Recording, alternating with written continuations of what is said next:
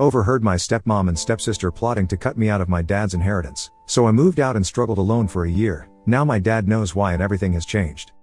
I'm 23 and I've been living with my dad, stepmom, and stepsister for the past 5 years. My mom passed away when I was 16, and my dad remarried about a year later.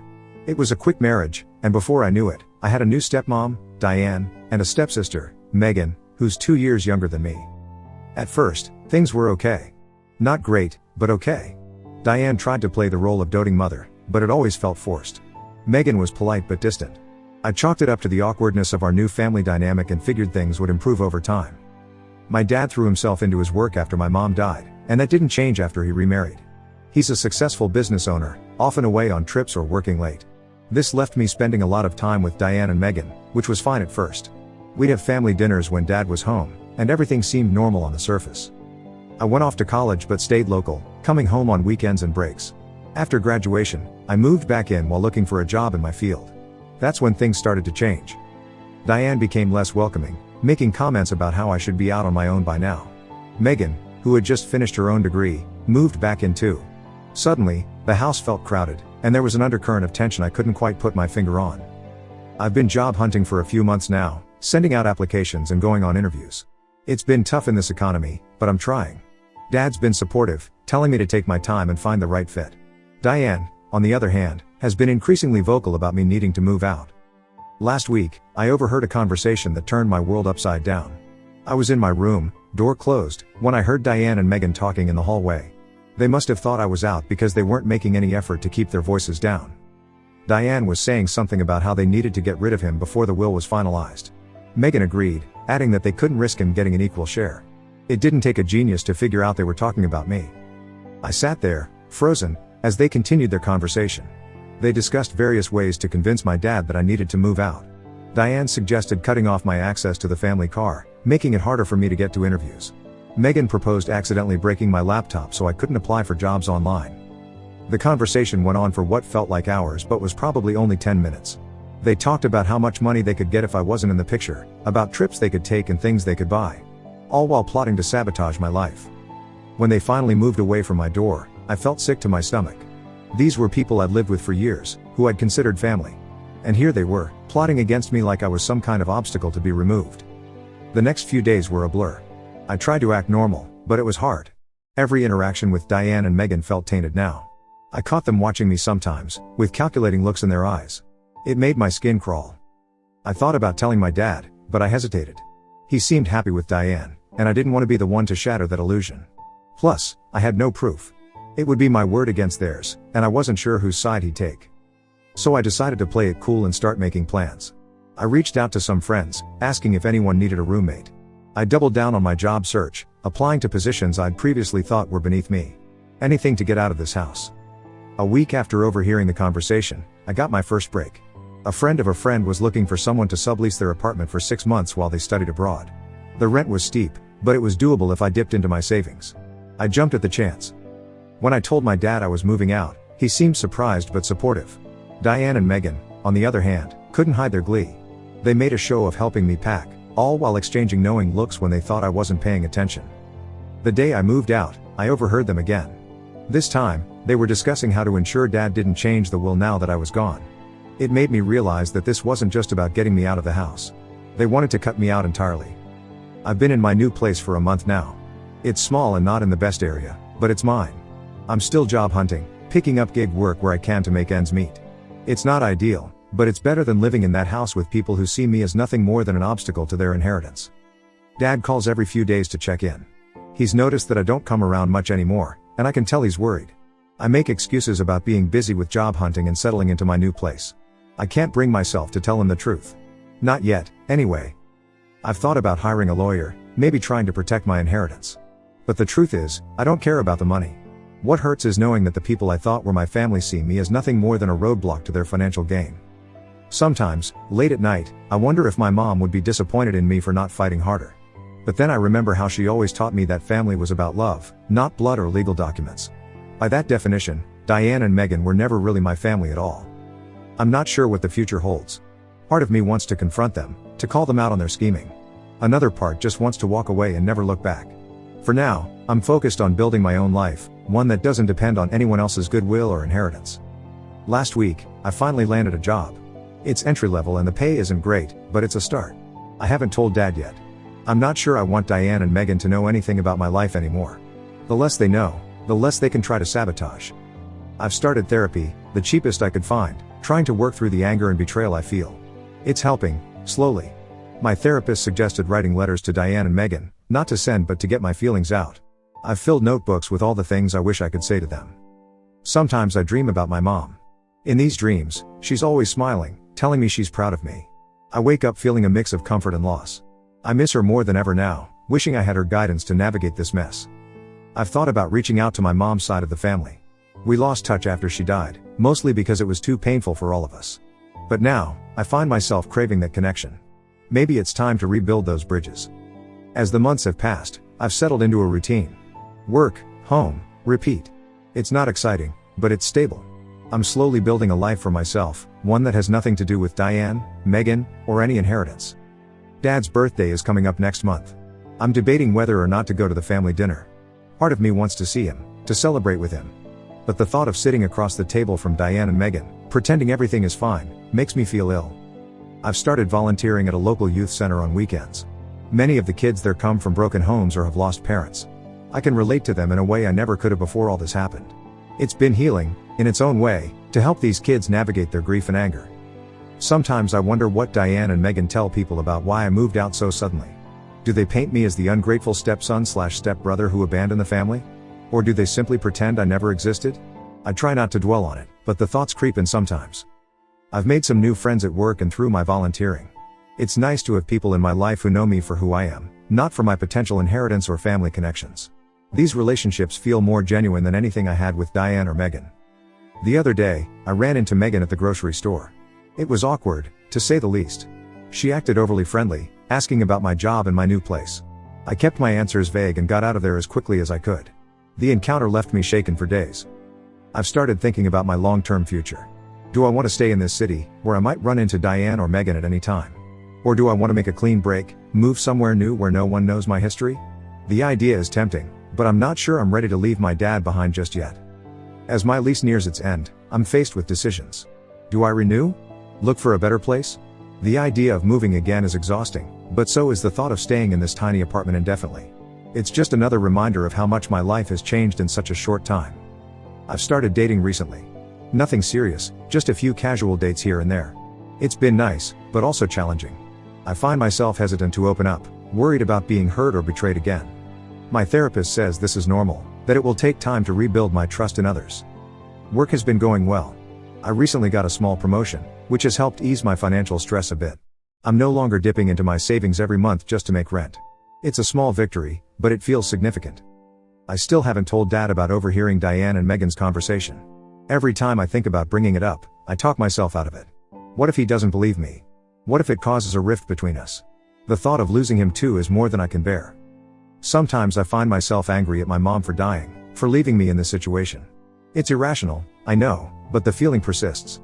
If she were here, none of this would be happening. I'd still have a home, a family, a sense of belonging. I try to push these thoughts away, but they linger. I've started learning to cook. It's something I never had to do when living at home, but now it's a necessity. I'm not great at it yet, but I'm improving. There's something satisfying about creating a meal from scratch, about nourishing myself in this tangible way. The holidays are approaching, and with them comes a whole new set of challenges. Do I go home for Christmas? Do I make excuses to stay away?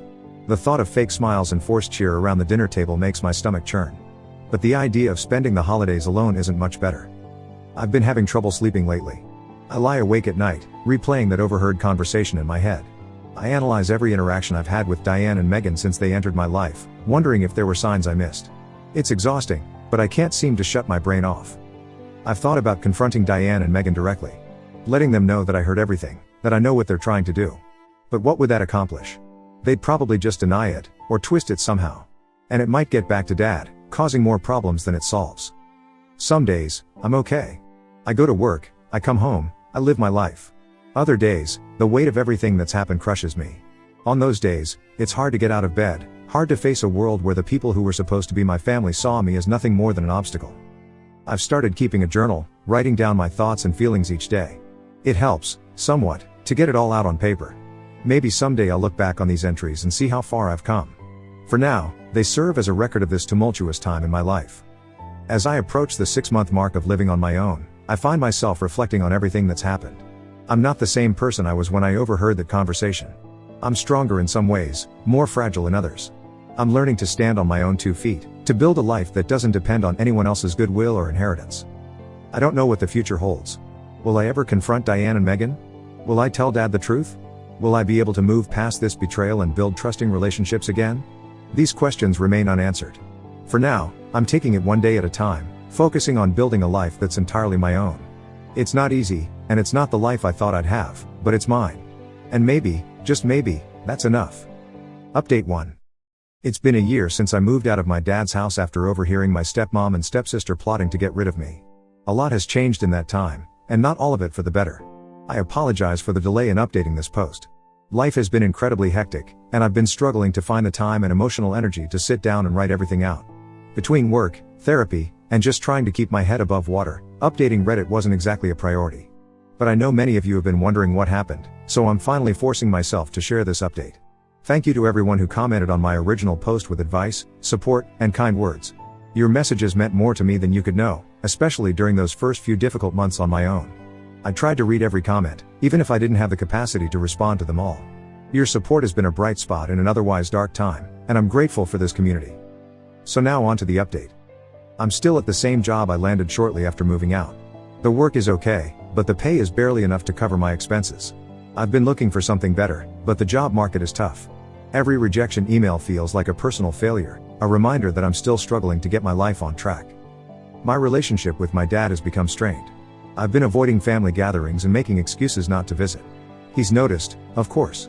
He calls more frequently now, asking if everything's okay. I hate lying to him, but I can't bring myself to tell him the truth about why I left. The few times I've seen him, he's looked worried and tired. I wonder if Diane and Megan are causing him stress, or if it's just concern for me. I did end up going to his birthday dinner a few months back. It was as uncomfortable as I'd feared. Diane and Megan were all smiles and false cheer, asking about my job and my apartment with saccharine concern. I could see the calculation behind their eyes, probably wondering if I was struggling enough to give up any claim to an inheritance.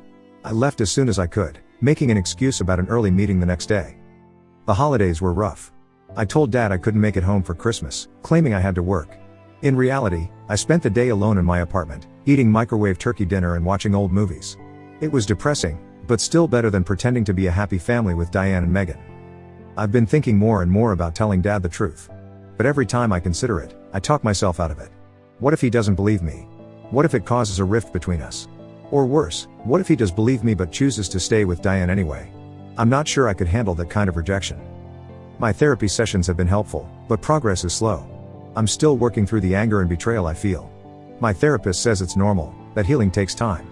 But some days it feels like I'll never get past this. I've had a few more run-ins with Megan around town. Each time, she acts like everything's normal, like we're still one big happy family. It makes my skin crawl. I've taken to avoiding certain stores and restaurants, just to minimize the chance of seeing her or Diane. The volunteer work at the youth center has been a bright spot. I've connected with some of the kids there, particularly a teenager named Alex who lost his mom last year. Helping him navigate his grief has been healing for me too, in a way. It's a reminder that there's still good in the world, still connections to be made. I've tried dating a few times over the past year, but it hasn't gone well. I find myself struggling to open up, always waiting for the other shoe to drop. My last date ended with the girl telling me I had too much baggage. She's probably right. My lease is up next month, and I'm not sure what to do. The idea of moving is exhausting, but I'm also tired of this tiny apartment with its noisy neighbors and temperamental heating. I've been looking at places in other parts of town, maybe even in the next city over. A fresh start is tempting. I did end up reaching out to my mom's sister, my Aunt Sarah. We hadn't spoken in years, not since Mom's funeral. It was awkward at first, but as we talked, it felt like reconnecting with a part of myself I'd lost. She invited me to visit her family for a weekend. I'm considering it, though the idea of explaining everything that's happened is daunting. Work has been more stressful lately. There have been rumors of layoffs, and as one of the newer employees, I'm worried I'll be on the chopping block. The thought of losing my job terrifies me. I don't have much savings left, and I'm not sure how long I could stay afloat without an income. I've started having nightmares about being homeless, about having to go back to Dad's house and face Diane and Megan. I wake up in a cold sweat, heart racing. It takes hours to calm down enough to sleep again. My birthday came and went without much fanfare. Dad called, of course, and a few friends took me out for drinks. But it was hard not to compare it to birthdays past, when Mom was alive and we'd have big family celebrations. The contrast was stark and depressing. I've been thinking about my mom a lot lately. I wonder what she'd think of all this, how she'd advise me to handle it. Sometimes I talk to her photo, telling her everything that's happened. It's childish, maybe, but it helps. The anger I feel towards Diane and Megan hasn't lessened much over the past year. If anything, it's intensified. I find myself imagining confronting them, telling them I know everything. In my daydreams, they break down and confess, and Dad kicks them out. But I know that's just fantasy. I've started looking into legal options, just in case. I met with a lawyer who specializes in estate law. He said that without proof, there's not much I can do to protect any potential inheritance. He suggested talking to my dad about setting up a trust, but that would mean telling him everything. I'm not ready for that yet. My health has started to suffer from all the stress. I've lost weight, and I'm constantly tired. My doctor says my blood pressure is elevated and I need to find ways to relax. Easier said than done. I've thought about moving away completely, starting fresh in a new city where there's no chance of running into Diane or Megan. But the thought of leaving Dad behind, of potentially never seeing him again, is too painful to consider seriously. There have been moments of light in all this darkness. I've made a few good friends at work and through my volunteering. They don't know the full story, but they've been supportive in their own ways. It's nice to have people in my life who like me for who I am, not for any potential inheritance. I've picked up some new hobbies to fill my time and take my mind off things. I've been learning to play guitar, something I always wanted to do but never had the time for before. I'm not very good yet, but the process of learning is satisfying. I've also started running. At first, it was just a way to get out of my apartment and clear my head. But I've found that I enjoy it. There's something freeing about pushing my body to its limits, leaving all my worries behind for a little while. As the 1-year mark of my move out approached, I found myself growing increasingly anxious. It felt like I should have made more progress, should be in a better place by now. My therapist says I'm being too hard on myself, that healing isn't linear. I'm trying to believe her. I did end up visiting Aunt Sarah and her family. It was nice to be around people who knew my mom, who could share stories about her that I'd never heard. For a weekend, I felt like I belonged somewhere again. But coming back to my empty apartment afterward was harder than I expected. The visit also stirred up some complicated feelings. Aunt Sarah asked about Dad, about how he was doing with his new wife. I found myself unable to answer, choking on the words. She noticed, of course, and gently probed for more information. I ended up telling her everything. Aunt Sarah was furious on my behalf. She wanted to call Dad immediately, to confront Diane and Megan herself. I had to talk her down, explain why I hadn't told him yet. She didn't agree with my decision, but she respected it. Before I left, she made me promise to keep in touch, to let her know if I needed anything. Knowing that someone from my mom's side of the family is in my corner has been comforting. Aunt Sarah calls regularly now, checking in on me. She's even offered to let me stay with her family if things get too tough financially. I'm not ready to take her up on that yet, but it's nice to know the option is there. As for Dad, things came to a head last week. He showed up at my apartment unannounced, worry etched on his face.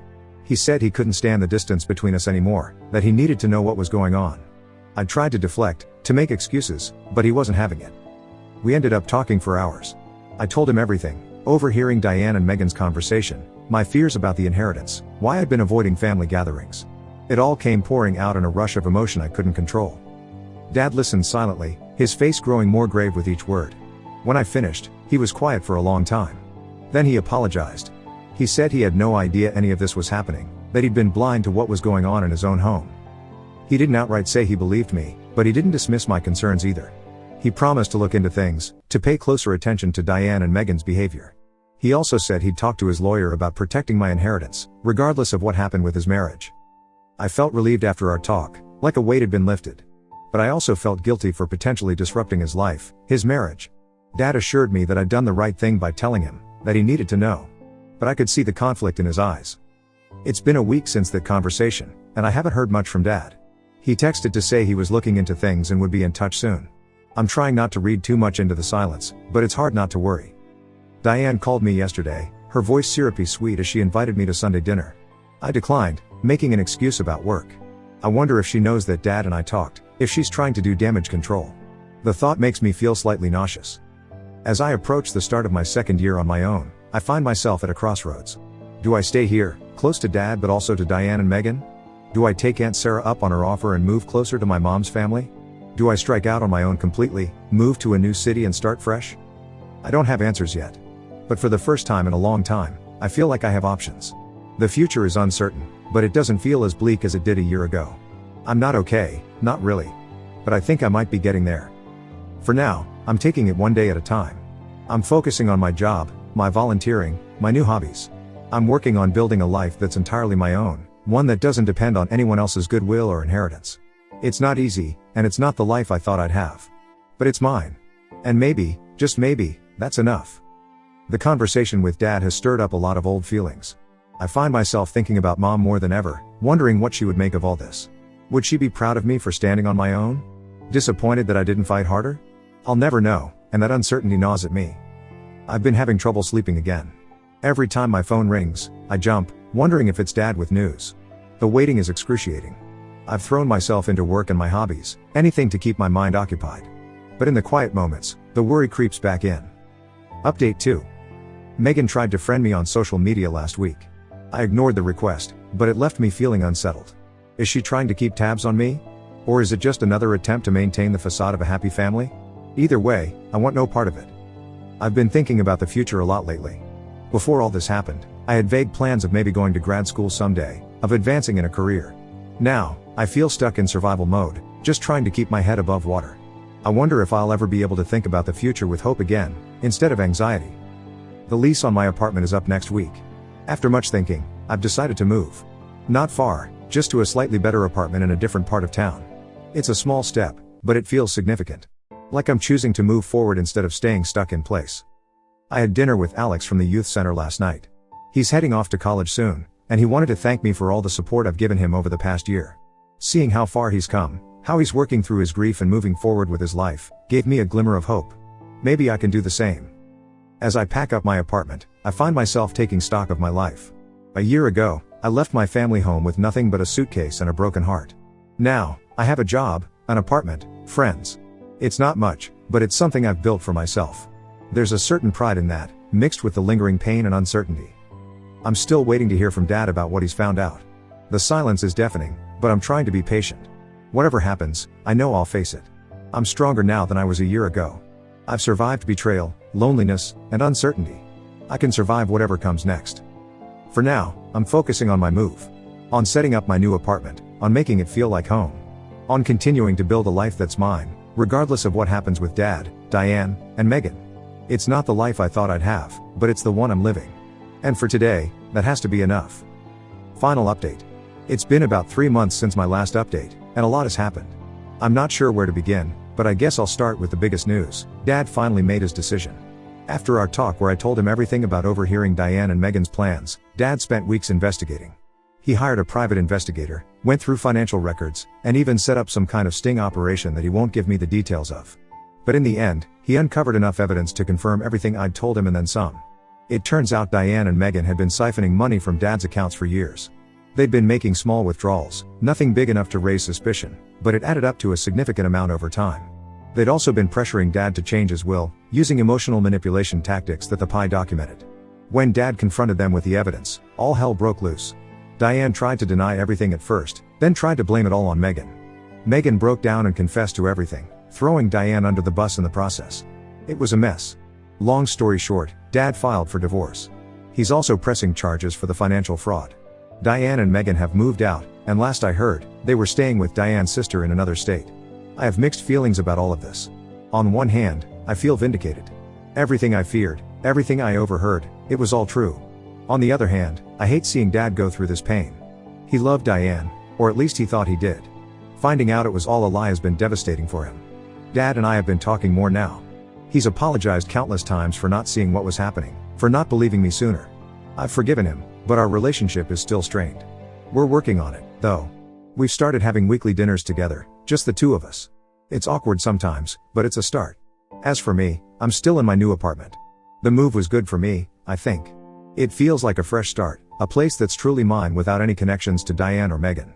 I've been slowly furnishing it, making it feel like home. It's not much, but it's mine, and that means something. Work has been going better. The layoffs I was worried about didn't end up happening, and I even got a small raise. It's not much, but it's enough that I'm not living paycheck to paycheck anymore. I've started putting a little bit away in savings each month. It's not much, but it's a start. Therapy is ongoing. My therapist says I'm making progress, even if it doesn't always feel like it. The anger and betrayal are still there, but they're not as all-consuming as they once were. I'm learning to live with what happened, to not let it define me. I've been spending more time with my mom's side of the family. Aunt Sarah has been a godsend through all of this. She's become a sort of surrogate mother figure, always there with advice or just a listening ear when I need it. I've been visiting her family more often, getting to know my cousins again. It's nice to feel like I have a family again, even if it's not the one I grew up with. Dating is still complicated. I've been on a few dates, but nothing serious. I'm still working on trusting people, on opening up. My therapist says this is normal, that it will take time. I'm trying to be patient with myself. One unexpected development is that I've started writing. Nothing fancy, just journaling at first. But lately, I've been thinking about turning my experiences into a book. Maybe a memoir, or maybe fictionalized. I'm not sure yet. But writing has been cathartic, a way to process everything that's happened. Dad and I had a long talk last week about the inheritance issue. He's set up a trust for me, separate from his personal assets. He says he wants to make sure I'm taken care of, no matter what happens. I tried to tell him it wasn't necessary, that I don't care about the money, but he insisted. I think it's his way of trying to make amends. Dad's been talking about selling the house. Too many bad memories, he says. Part of me is sad about it. It was my childhood home, after all. But I understand his need for a fresh start. We've been looking at smaller places together. He jokes about becoming roommates, but I think we both know we need our own spaces. I ran into one of Megan's friends at the grocery store last week. She glared at me, muttered something about me ruining Megan's life. I wanted to yell, to defend myself. Instead, I just walked away. Their opinions don't matter anymore. I know the truth, and that's enough. Work has been a good distraction through all of this. I've thrown myself into my job, taking on extra projects whenever I can. My boss has noticed. She's hinted at a possible promotion in the near future. It's nice to feel valued, to know that my hard work is paying off. Dad and I are planning a trip together. Nothing fancy, just a weekend at a nearby lake. We used to go camping there when I was a kid, before Mom got sick. It feels like a step towards rebuilding our relationship, towards creating new memories to replace the painful ones. I've been thinking about Mom a lot lately. Wondering what she would think of everything that's happened. I miss her more than ever. Aunt Sarah gave me a box of Mom's old things last time I visited. Photos, letters, even some of her jewelry. Going through it was emotional, but healing too. It's nice to have these tangible connections to her. I've started reaching out to old friends, people I lost touch with when everything went down with Diane and Megan. Some have been receptive, others not so much. But it feels good to be rebuilding my support network, to have people in my life who knew me before all this happened. The legal proceedings against Diane and Megan are ongoing. Dad's lawyer keeps us updated, but I try not to focus on it too much. They'll face consequences for their actions, but I don't want their fate to control my life anymore. I've been thinking about the future more lately. Not just surviving day to day, but actually planning ahead. I'm considering going back to school, maybe for a master's degree. It's a big step, but for the first time in a long time, I feel capable of taking it. There are still bad days. But the good days are starting to outnumber the bad ones. I'm not okay. Not yet. But I'm getting there. I'm building a life for myself, one that's not defined by what Diane and Megan tried to do to me. It's not the life I thought I'd have, but it's mine. And for the first time in a long time, I'm excited to see what the future holds. To everyone who's followed my story, who's offered support and advice along the way, thank you. Your kindness has meant more than you know. This will be my final update. It's time for me to close this chapter of my life and focus on writing the next one. Wish me luck.